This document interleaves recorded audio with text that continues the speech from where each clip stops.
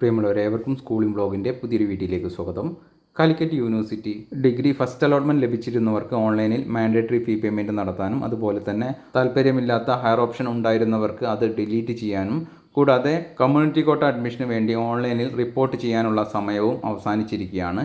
ഇനി second allotment ആണ്. First allotment 21 വരുമെന്ന് പറഞ്ഞെങ്കിലും 20 തന്നെ പ്രസിദ്ധീകരിച്ചിരുന്നു. സെക്കൻഡ് അലോട്ട്മെൻറ്റ് പ്രസിദ്ധീകരിച്ച ഷെഡ്യൂൾ പ്രകാരം നാളെ 27/6/2024 വരുമെന്നാണ് ഉള്ളത്. എന്നാൽ മുൻകൂട്ടി അറിയിച്ച ഡേറ്റിൽ അലോട്ട്മെൻറ്റ് പ്രസിദ്ധീകരിക്കുമ്പോൾ ഒരുപാട് വിദ്യാർത്ഥികൾ ഒരുമിച്ച് വെബ്സൈറ്റിൽ കയറുന്ന സാഹചര്യം വരും. അതുണ്ടായാൽ സൈറ്റ് ഹാങ് ആവുന്ന ഒരു സാഹചര്യത്തിലേക്ക് പോകും. അത് ഒഴിവാക്കാൻ വേണ്ടിയാണ് കഴിഞ്ഞ തവണ ഒരു ദിവസം മുമ്പേ തന്നെ ഫസ്റ്റ് അലോട്ട്മെൻറ്റ് പ്രസിദ്ധീകരിച്ചത്.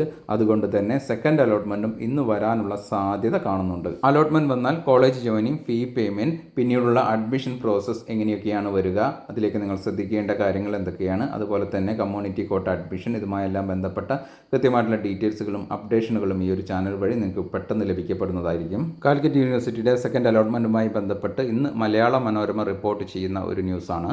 രണ്ടാം ഘട്ട അലോട്ട്മെൻറ്റിന് ശേഷം സ്ഥിരപ്രവേശനം നേടണം.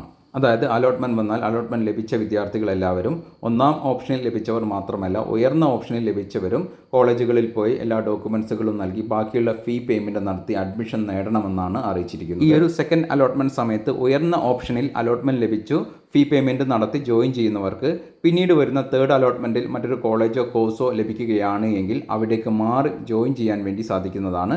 നിങ്ങൾ ഈ ഒരു സെക്കൻഡ് അലോട്ട്മെൻറ്റ് സമയത്ത് കോളേജിൽ നൽകിയിട്ടുള്ള ഫീസ് നഷ്ടപ്പെടുന്നതല്ല. അതിലൊരു ഭാഗം നിങ്ങൾക്ക് തിരികെ തരികയും ബാക്കിയുള്ള തുക രണ്ടാമത്തെ കോളേജിലേക്ക് ട്രാൻസ്ഫർ ആകപ്പെടുന്നതുമായിരിക്കും. എല്ലാ യൂണിവേഴ്സിറ്റികൾക്കുമുള്ള പൊതു നിർദ്ദേശപ്രകാരം ഈ വർഷം ക്ലാസ്സുകൾ, ഒന്നാം വർഷ ക്ലാസ്സുകൾ ആരംഭിക്കുന്നത് ജൂലൈ 1 മുതലാണ്, 1/7/2024 മുതൽ.